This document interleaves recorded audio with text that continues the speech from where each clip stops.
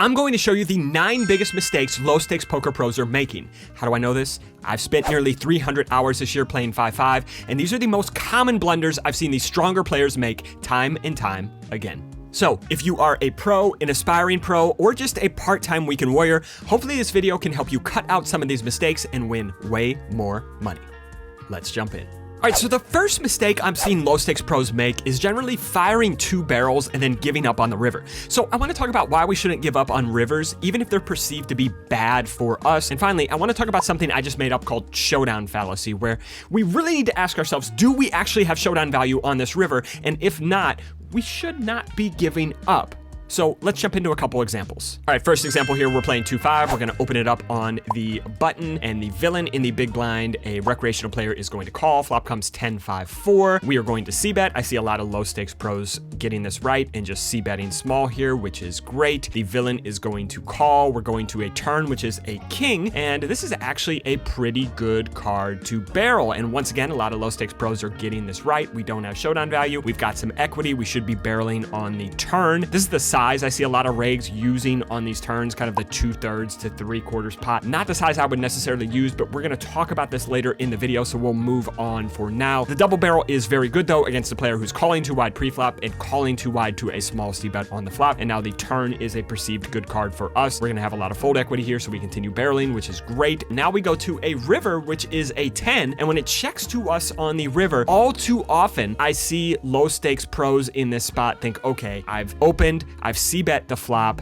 I've bet the turn. Now on this river, this is a pretty bad card for us. Our opponent can have a lot of trips here. They're just never folding. So let's just check back and give up. Yes, this card is scary. Yes, our opponent can have a bunch of 10x here, but giving up with 7 high on this river is a giant blunder. Our opponent can have some ace high flush draws here. They can have some queen high, jack high flush draws. Because of the small size we chose on the flop, our opponent might have even floated with a hand like queen jack with the queen of spades, picked up a straight draw on the turn and continued to our 2/3 pot size. Our opponent just has a ton of hands here that are just going to auto fold if we breathe on this pot. So giving up on this river, even though it is a bad card for us, is a huge blunder because our opponent is getting here with way too wide of a range. And we can get all of this stuff to fold by just going for a very, very small bet. So just because a card is bad for us does not mean we should be giving up. Yes, our opponent is never folding trip 10s in a million years, but that does not mean a bluff on this river is not going to be the most profitable play. All right, one more example here, and this is a concept I just made up called showdown fallacy. We open on the button again with 7-6 of diamonds. Our opponent calls in the big blind. Flop is jack 8-4. So I believe we have what is known as a belly buster. And the hero, the low stakes pro in this hand, is going to c-bet on this flop. The opponent is going to call. Turn is a 3. And once again, our low stakes hero is going to continue firing for the 2/3 or 3/4 pot size on this turn. Double barrel is good. Sizing, maybe not my preferred size, but we're going to talk about this soon. So double barrel on the turn, good. Now we go to a river, which is a 7 of spades. So this river does a couple things here when it checks over to us. Number one, it does give us third pair here. So it kind of looks like we have showdown value. But number two, it brings in straight draws like 9-10 or 5-6. Of course, it also brings in the spade flush draws. So really on this river, what hands do we actually have showdown value against when we have opened on the button, c-bet on the flop, and double barreled on the turn, and now pretty much everything gets there on the river? Is our opponent really calling with a hand like 4-5 of hearts or pocket 6s or something on the turn when we double barrel? Probably not. So I really don't think we have a ton of showdown value in this spot. And I think just checking back is a mistake. And you could look at the spot and say, yes, this card is scary. Lots of draws get there. Our opponent can have some very strong hands in this spot. But here's the way I like to look at these spots to keep myself logically consistent. If our opponent flipped over a hand here, queen jack, jack 10, jack 9, what size would we bet on this river to get those hands to call? Well, I don't think we could go absolutely huge. Top pair has now shriveled up in value on this river. Well, maybe we decide if we have pocket 8s here to get a hand like queen jack or jack 9 suited to call, we'd have to go 110, 125 on this river. We definitely have to go under pot to get a jack to call. If we just bet 175, 200, maybe a slight overbet, now our opponent starts folding king jack, queen jack, jack 9, jack 10 all of the time. And yes, we're going to get snapped off by the straights. We're going to get snapped off by the flushes, but our opponent's going to have so much jack X here that is just going to fold if if we bet nearly pot, the bluff is going to be way more profitable than just checking back and taking our non-existent showdown value in this spot. Because of the way the hand played out, we really don't beat anything. I'd argue it is still more profitable to bluff on this river than to check back. All right, the next mistake I'm seeing low stakes poker pros make with a high frequency is bluffing uncapped ranges. Well, wait a second, Mark. I thought you just said we shouldn't be double barreling and giving up on rivers. Well, we shouldn't, but we also just can't blast for huge sizes when our opponent has an uncapped range. Bluffing is hard, and this is why you see low stakes regs make so many mistakes with this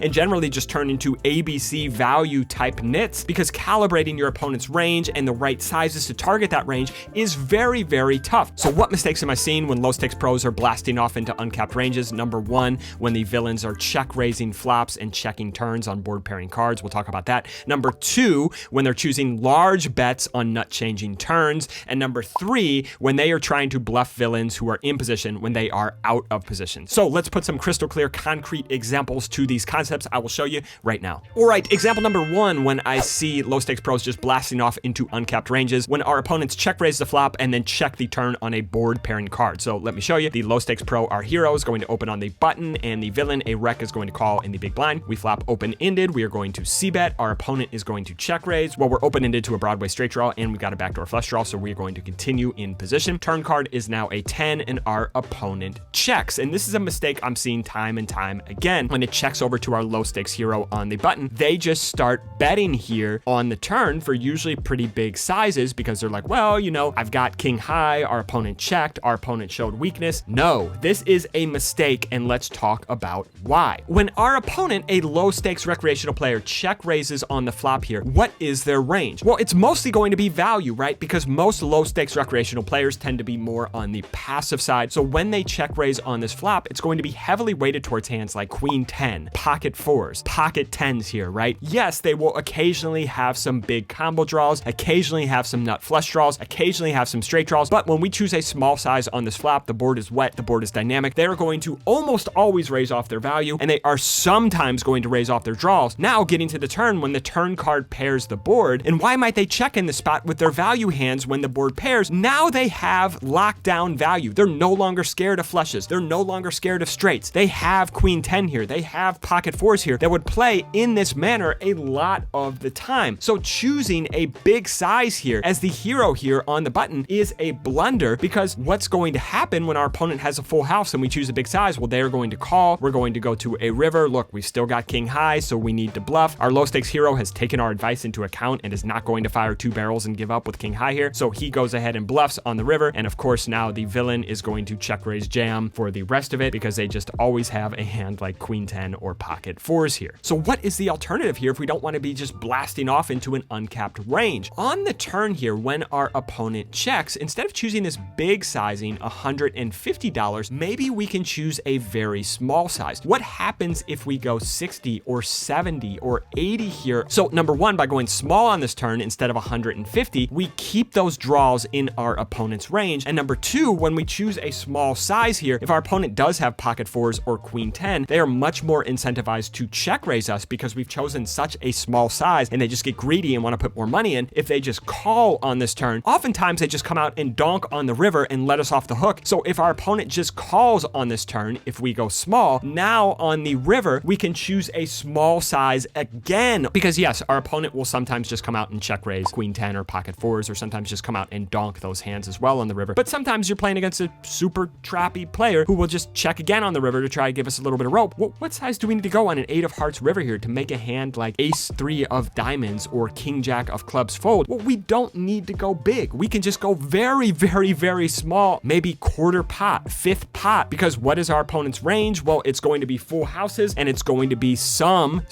draws, and we don't need to go very big at all to get those draws to fold. We can just go absolutely tiny on this river, and because we went tiny on the turn, we allowed our opponent to get to this river with some of those draws. Now we just need to breathe on the pot, go very, very small to get those draws to fold, and we lose the absolute minimum when our opponent does have a full house, while still being able to occasionally take down this pot with just king high. Now, just for context, I want to show you this same spot, except a different turn card. So let's say same situation on the flop. We c-bet, our opponent check raises. Now the turn is a deuce of diamonds, bringing in the front door flush, and our opponent checks here. And in this spot, is our opponent capped or uncapped? uncapped. Remember, when the 10 came in on the turn, we said our opponent could just have a ton of full houses that they would check. And I would posit here that when our opponent checks, now this is completely different. Why are they capped on this turn? What hands does our opponent mostly raise on the flop? Queen 10, pocket 4s, pocket 10s. It's going to be a lot of their value hands. How do their value hands feel on this turn when the flush comes in? They feel like they've shriveled up in value. And you may be thinking, well, why can't our opponent have a flush here? And I'm never going to say never, but our opponent never has a flush here. If our opponent is kind of a passive player who's going to trap with their flushes here on this turn, is that type of player the one who's going to play their draws aggressively and check raise on the flop? Usually not. What type of player is going to play their ace high flush draws or their combo draws aggressively on the flop? Usually going to be a more aggressive player. And if they are an aggressive player, when they get there on the turn, are they going to be the type to slow down and check? Usually not. So usually the players who are going to play their flush draws fast are the ones who are going to be aggressive, and they're going to continue firing on this turn. So I would say yes, occasionally once in 6 million years, our opponent can have a flush here, but it's going to be very, very rare, unlike when the board pairs on the turn. And our opponent's range here is mostly going to be 2-pair and sets. I'm not going to tell you, hey, try to make opponents at low stakes fold 2-pair and sets, because I think generally 98% of the time you are lighting money on fire. But in this particular spot, when you are deep, when the obvious draw came in, when our opponent checks, this is the one spot in live poker where I think our opponents will often lay down 2-pair and sets if we have enough stack depth left behind. So this is a spot where I would actually bet big on the turn, because our opponent is never folding queen 10, pocket 4s, pocket 10s here in a million years. Just with the caveat, we want to make sure we leave behind that big boy overbet bluff on the river. So if we go 150 here and our opponent calls, pot will be 515 going to the river. We have a massive bet still left behind when our opponent checks. Now we can jam. And I think this is maybe the one spot in live poker where we can get our opponents to fold some of those 2-pair and sets. And I just wanted to point out how different this is when our opponent check raises the flop and checks the turn when a board pairing card comes in versus when a flushing card comes in. All right, back to our handy dandy little chart here. The next mistake I see low stakes pros making when bluffing uncapped ranges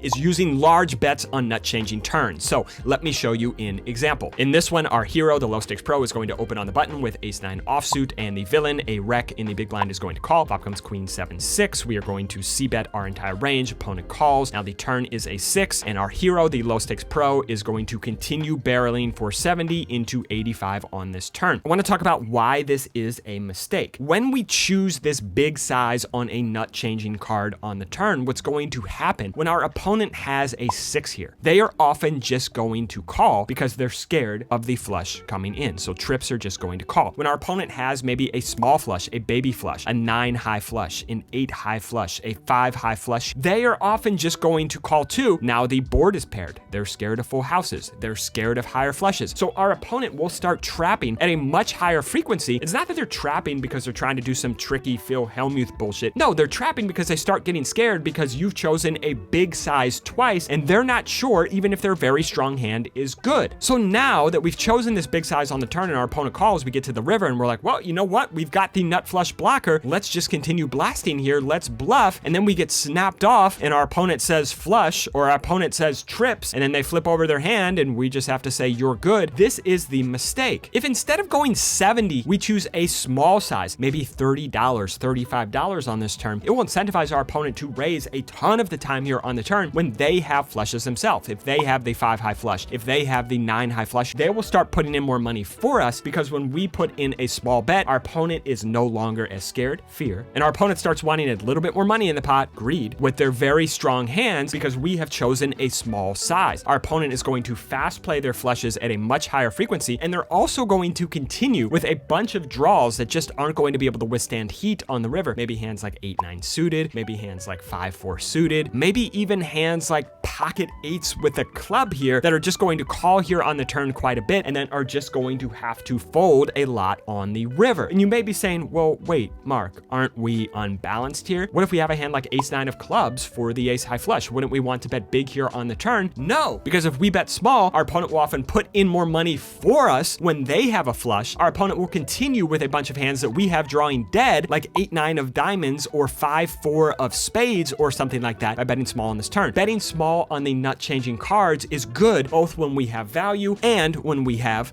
bluffs. All right, finally, back to our handy dandy little chart. Mistake number 3 when bluffing uncapped ranges is bluffing villains in position when we are out of position and they are in position. So let me show you. you. All right, so our low stakes hero here is going to open in the cutoff. The villain, a wreck, is going to call on the button. Flop comes ace 10 4, and in this hand, our opponent is going to c-bet. The villain is going to call. Turn is a blank. Our opponent's going to continue for the 2/3 pot size that all low stakes rigs love to use. And the villain is going to call again. River is a deuce. We've gotten here with queen high. This board is pretty good for our range. We block ace queen and ace jack, which is something a lot of low stakes pros are obsessed with. I'm not really sure why. So we are going to go for the bluff, and our opponent is just going to snap it off with a hand like ace 4 or ace 6. And we are left here wondering, well, why didn't our opponent fast play? And early on, when we started as just a stable and we had players all over the country, our protocol out of position in single raise pots was the same as it was in position. We were just c-betting all the time. We were just double barreling whenever we had air, and we kept seeing our players over and over and over again when they would triple barrel when they were out of position. When the villain was in position, they just kept running into brick walls. They kept running into strong hands, which didn't happen when it was the opposite. When we were in position, we just didn't run into the brick walls. But the problem is when our opponents are in position, they will trap a lot more. They will slow play a lot more. The reason being, they get to act last. They're not as scared as bad cards coming because they get to see what we do first. So this is when we completely changed our approach and started checking so much more out of position. Because when we check on a flop like this, our opponent will almost always bet when they have a set, when they have 2 pair, when they have a strong ace X. Sure, they'll check back some of the weak ace X, they'll check back some of the 10X. That's fine. But by them checking back on this flop, because our opponents stab so much when we check to them, and also our opponents telegraph their hand strength with their sizing when we check to them, checking allows us to get so much information about our opponent's range and play perfectly. And when our opponents do check back, well, now we know with a pretty high certainty our opponents don't have hands like ace 4 or ace 10 or pocket 10s or ace queen. And so when our opponents check back, now we have the green light to bluff with hands like queen high, because our opponent has told us in no uncertain terms, excuse me, sir, I just don't have any strong hands. Once we made this change and started checking our entire range out of position, our horse's bluff profitability went through the roof. Is that a word, profitability? Anyway, if you find when you are out of position that your opponents are trapping too much when you go bet, bet, bet, try considering a range check strategy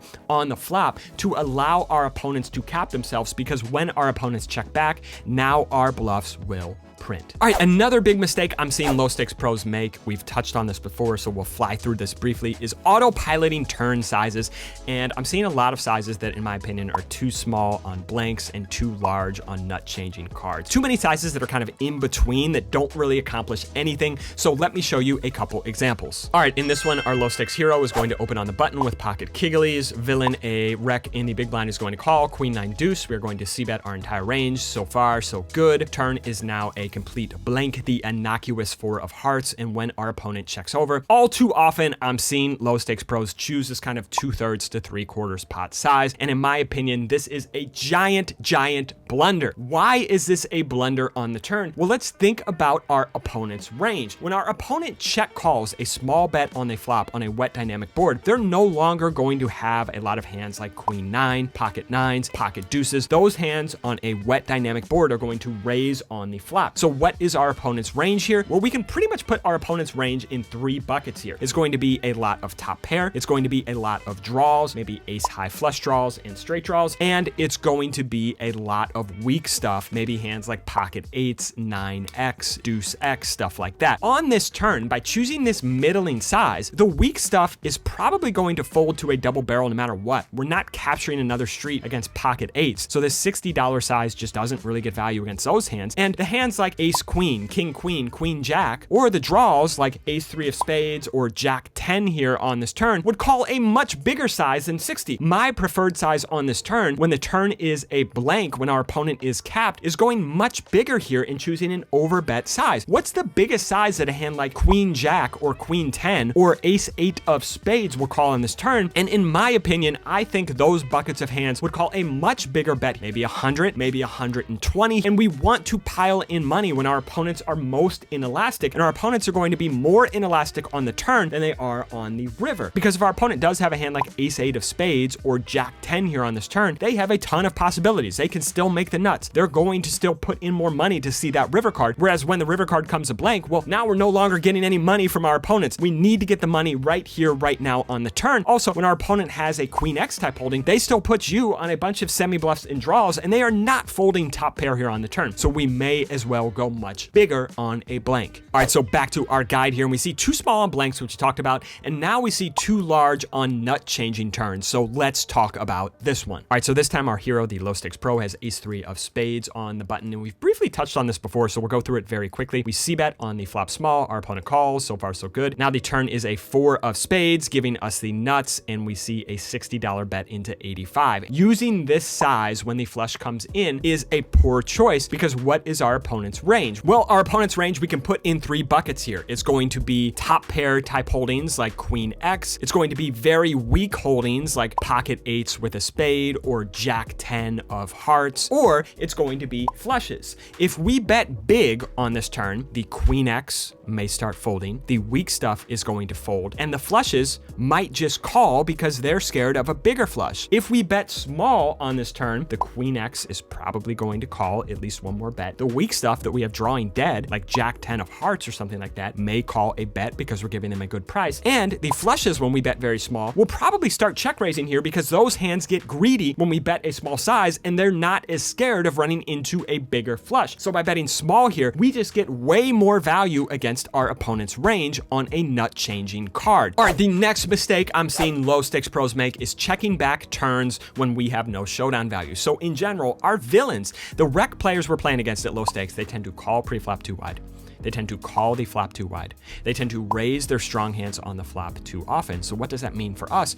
We should just barrel turns because our opponents have very, very weak ranges. So let me show you. All right, so the low stakes pro, our hero, has 8-7 of spades, opens on the button. Villain is going to call. We've got a couple backdoors here. We are going to c-bet, and the rec player in the big blind calls. Now the turn is a 3. We don't have anything, and the mistake I am seeing low stakes pros here make is, well, we didn't pick up equity. We didn't pick up a spade. We didn't pick up a straight draw. We didn't pick up a pair. Let's just check back here on this turn. Now the problem here is the villain usually just comes out and bets on the river, and we are forced to fold 8 high. Let's talk about why this is a mistake. Once again, when we open on the button, villains are just going to defend the big blind way too wide. When we c-bet on the flop, they are just going to raise their strong hands at too high of a frequency. They're going to raise hands like pocket 6s, pocket deuce, queen 6 suited. So getting to the turn, most of their range is going to be 1 pair hands. And yes, you could say here in this spot, well, we're never going to get a hand like ace queen or king queen to fold by the river. And in my opinion, that is not true if you choose the right sizes. But let's just say for argument's sake it is, which is fine. Our opponent still has a ton of hands here. They still have flush draws. They still have pocket 7s. They still have just ace high hands that they floated us with on the flop. If you're going to be doing a lot of c-betting on the flop, we need to be following up with turn double barrels a lot of the time, even if we don't pick up equity, because our opponents are just going to get to turns with such weak crippled ranges because they call too much pre-flop and raise too many strong hands on the flop. So I guess my advice here is just double barrel all the time if we have air. And if you're not comfortable with that, that's okay. But we probably shouldn't be c-betting range on most flops if we're not comfortable double barreling turns. Maybe we should just be checking back our kind of air or low equity hands quite a bit on the flop. Then we can see what our opponent does on the turn. Our opponent will usually come out and bet their Queen X or their very strong hands on the turn. And if our opponent checks again, well, now we have to get comfortable double barreling with the air on the turn or the river. Either way, a lot of money is there to be made against recreational players by double barreling turns,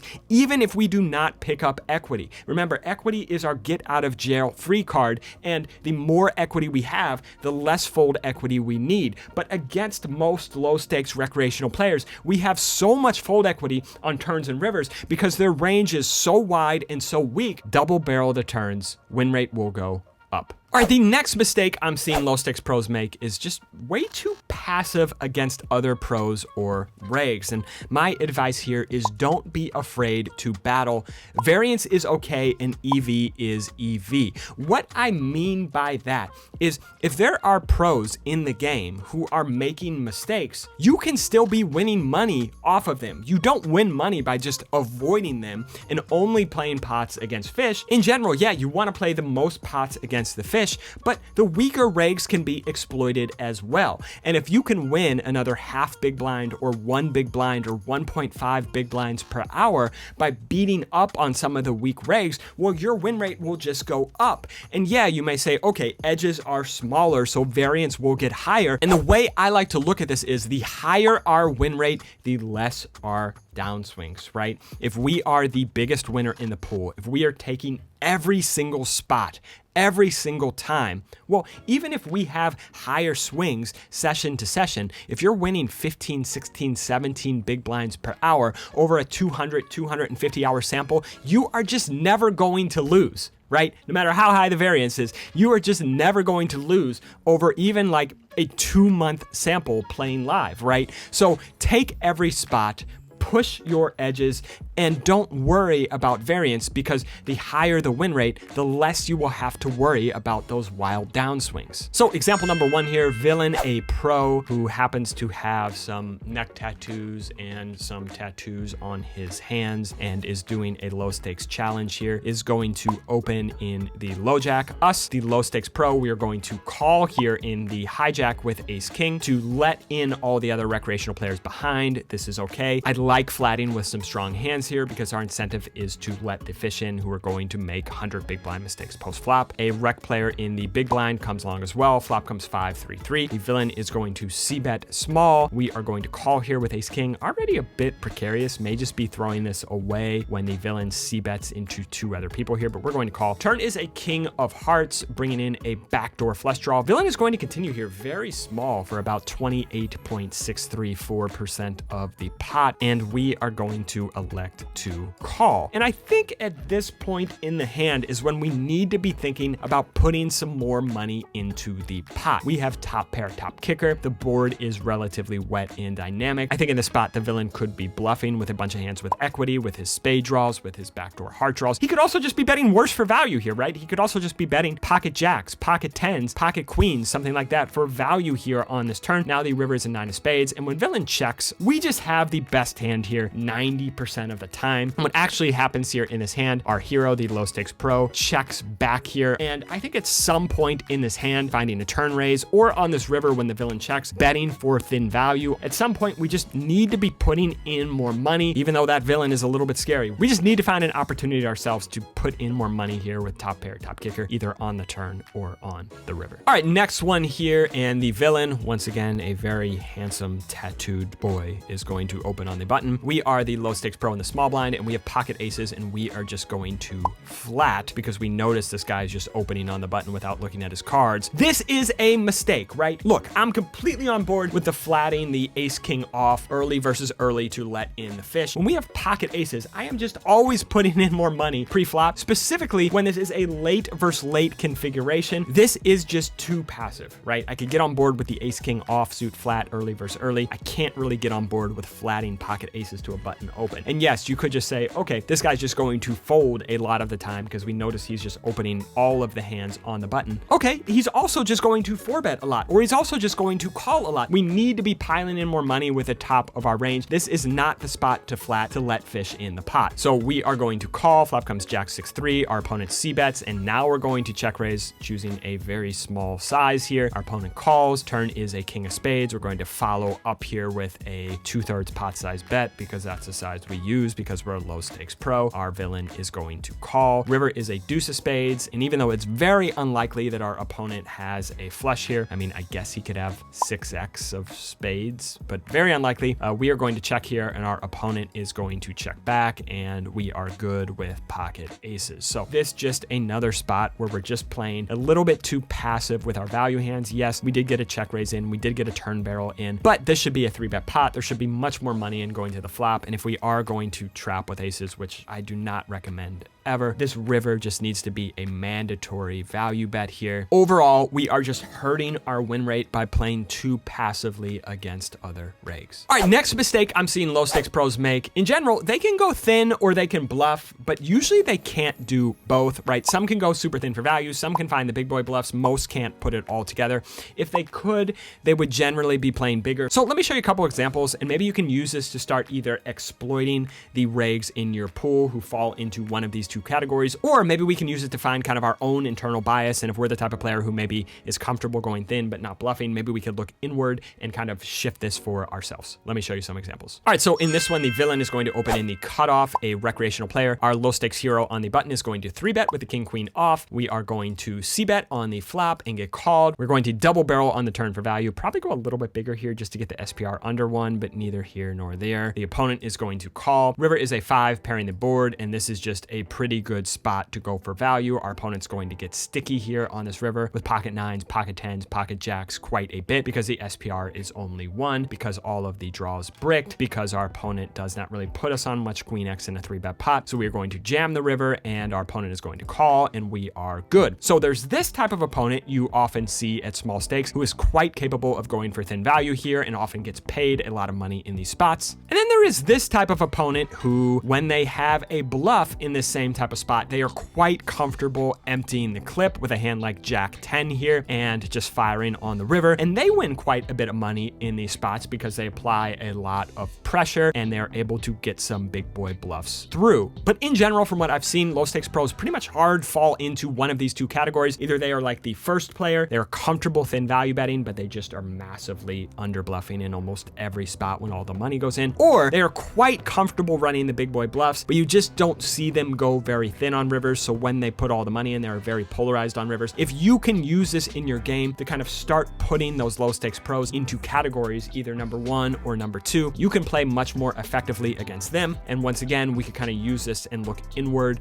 on ourselves to see which category we can fall in. And if we're a thin value boy, maybe we can start emptying the clip on bluffs a little bit more. And if we are a bluff boy, maybe we can start finding some more spots to get a little bit more comfortable going thin for value. All right, next mistake I'm seeing low stakes pros make is no delayed gratification. There is a massive lack of patience, right? It's hard to check the turn or check the river again after the flop goes check, check when we have no showdown value. But what this does is it limits our bluff opportunities and reduces our fold equity because of this lack of patience. So let me show you an example. All right, so our low stakes pro is the hero in the big blind here. A trine rec is going to open on the button. We are going to call in the big blind with queen jack. Flop comes ace 10 6. Our low stakes pro checks it over and the villain on the button checks it back. And a question I'm always asking here is, what is their range? Well, on this board, when a trine player checks back, I think their range is squarely going to be showdown value hands here, right? Maybe weak ace X, maybe 10X, maybe hands like pocket 9s, maybe hands like pocket kings, queens, jacks here. Why is our opponent not going to have top of range? Look how deep we are. We're 200 big blinds deep in a single raise pot. There's almost no money out there. If our opponent is a trine thinking player here on the button, if they have pocket 10s, if they have pocket 6s, if they have ace 10, ace 6, they are generally just going to bet their strong hands. If they have air, if they have a hand like 8-9 or a gut shot or a complete whiff on this board, they're also generally going to bet because it's an ace high double Broadway board. Everybody knows that's a good board for the pre-flop raiser. So they're generally just going to bet their air. They're going to bet their strong stuff. The stuff that generally gets checked back here is their showdown value. This is what I'm talking about in this delayed gratification and not having the patience. All too often I see low stakes pros here in our position in the big blind just come out and bet the turn. Our opponent on the button calls, we go to a river and we bet again. We go for the overbet here, right? This is pretty good. We need to double barrel with our queen high, and then we just get snapped off because our opponent shows up with a hand ace 3 suited or pocket kings here that just checked back the flop because their plan was just to click call, call. But if we can just wait one more beat here and find one more check, what is our opponent going to do when they have hands like ace 3, when they have hands like pocket kings, when they have hands like jack 10 suited? If we check twice, well, they are going to bet almost all of those hands on the turn. So now when our opponent bets, now we can go for the big boy check raise. Our opponent's often going to call with their ace X at least one time. We get to a river, we can put in all the money, and we can just get our opponents to fold almost everything because they're just not going to have much two pair or sets or straights when they check back on this flop. Check raising maximizes fold equity. It allows us to pile in much more money. So using that delayed gratification, just checking often one more time, being patient, waiting that one extra beat can really maximize fold equity and increase the efficiency of our bluffs. All right, next mistake I'm seeing low stakes pros make is just assuming everyone is like me. So what do I mean by that? Well, if we are the type of player who bluffs all the time, right? Just assuming that the rest of the player pool also bluffs, and so we start calling too much. Oftentimes I see the players who are very bluff happy are often kind of stationary because they just assume other players are bluff happy. And also the players who are under bluffing, kind of the nitty type tight players, ABC value type guys who are massively under bluffing and just betting whenever they have value, those players are often folding too much because they're assuming, again, everyone kind of plays like them. Well, I'm just not bluffing here. I just have value. So I guess my opponent isn't bluffing, so I fold. So my general advice here is try to distance ourselves, not make ourselves the hero of the story. Just because we are over bluffing does not mean the pool is over bluffing, right? Just because we are under bluffing does not mean the pool is under bluffing, right? So hopefully the goal is to get to a point where we make decisions based upon what the pool is doing rather than based around what we are doing or what we are thinking. And you can use this to exploit the pros in your pool. Remember, if you're against a bluff happy pro, these are often the type you can go super thin for value against because these guys don't like to fold. And also, if you are against a player who's just kind of on the tighter, nittier side, who when he bets, he has it, these are the players you can often bluff quite a bit because they will just tend to believe you because when they put in money, they have it and they assume everybody is like them. All right, finally, the last mistake I'm seeing low stakes pros make. When you put them into the jungle, they put on a parka. They just get confused. So what do I mean by this? Well, I'm talking about when we pull them out of their comfort zone, they usually make poor adjustments. People like to stick to what they know. And if we put them in a spot where they have just never seen before, they are utterly confused, they tend to make massive blunders. So let me show you a couple of examples. All right, so in these hands, we are actually going to be the hero and the low stakes pro is actually going to be the villain here. So the villain, the low stakes pro, is going to open. We are going to flat on the button with pocket nines. Flop comes jack, nine, deuce. What do you know?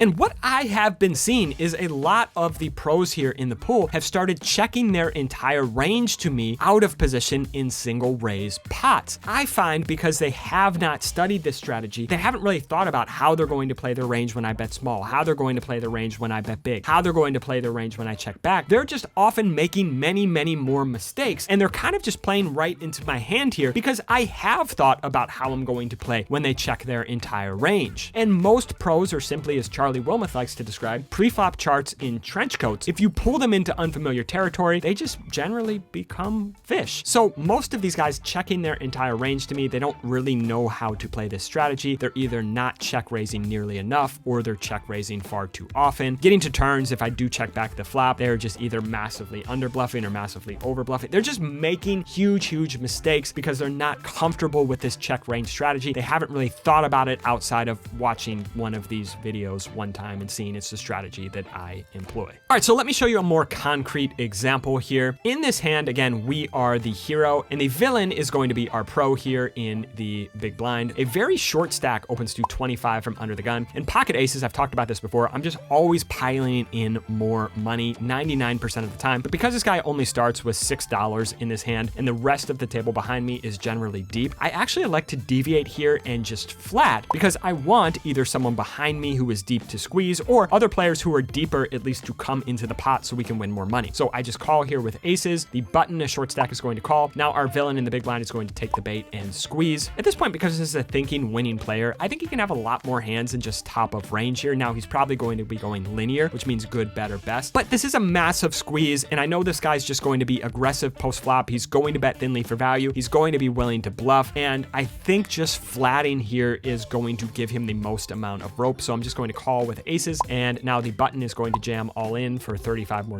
We both call, we go to a flop, 10-7-5, and I do think this opponent is checking his entire range to me on the flop. Now, if this was a heads up spot, I would just consider checking my entire range back because the SPR is just over 1 here. And by checking back, he may just put in all the money for me with his bluffs. And if he does have a hand like pocket jacks or pocket queens for value or something like that, by checking back, he's going to put in the money anyway with those hands. Because this is a dry side pot, I actually elect to bet very small here because I think our opponent is less incentivized to bluff because there is a dry side pot. And if he has a hand like king high or ace high here, well, he's still got to beat the short stack on the button. So it doesn't really make sense for him to bluff. So I just go for a very small bet here. Our opponent check raises, puts in all the money. We snap it off. Board runs out 7-7, and our opponent has pocket jacks here, and we scoop this pot. Once again, I think just kind of being unfamiliar with this. What do we do when we check range in this spot? Have not studied this spot, have not really applied it, and opponents, the villain in this hand, just start making mistakes when they are playing an unfamiliar strategy.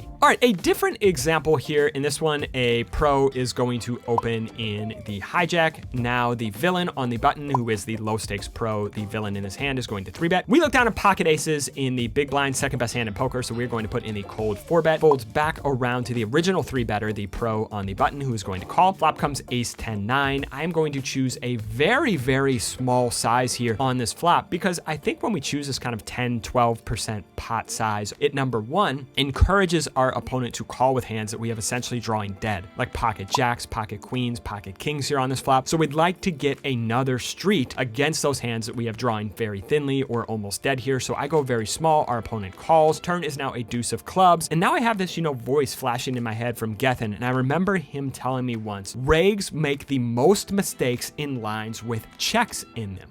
Huh. So what happens on this turn if we bet? Well, we're going to get another street from their ace-x and their draws. Of course, they're going to fold their kings, queens, and jacks. Now, if the river is a blank, and maybe we get to stack ace-king and ace-queen if the river's a blank, but we don't get any more money against the draws. And if the river brings in a draw, well, now we may not get any more money in against ace-king or ace-queen. So a lot of the time here, if we just bet the turn from his stronger parts of his range, we might only get 2 streets. But what happens if we check? What are most low-stakes pros going to do? If they have a hand like ace-king or ace-queen, they're mostly going to bet. If they have flush draws or straight draws, they're mostly going to bet. And then we can just pile in the money, and they're basically going to be committed here. They're going to be in a real shit spot. So we are going to check. Our opponent is going to take the bait. He's going to bet relatively big here. We are going to put in all the money. Our opponent snaps it off, and river is the innocuous 3 of diamonds. Our opponent says he has ace king, and we scoop a $4,200 pot. So yes, we ran good here in this spot. We had pocket aces against his ace king on an ace high board in a 4-bet pot. But by choosing an unconventional line, essentially throwing him into the jungle, we were able to pile in 800 plus big blinds in this spot. And I think if the roles were reversed, if we had ace king and he had pocket aces in this exact same spot, yes, we would lose a lot of money, but I do not think we would get stacked. So taking these unconventional lines, throwing your opponent in the jungle where they are going to be uncomfortable, where they are going to be in unfamiliar territory, this is how to win a ton of money against low stakes pros. All right, guys, so hopefully this video is illuminating in showing how you can exploit some of the low stakes pros in your games, and maybe even showing some of the leaks that you can patch yourself to go from being a low stakes reg to a high stakes reg. Hope this video turns you into the biggest boy possible. Thank you guys, and have a gentle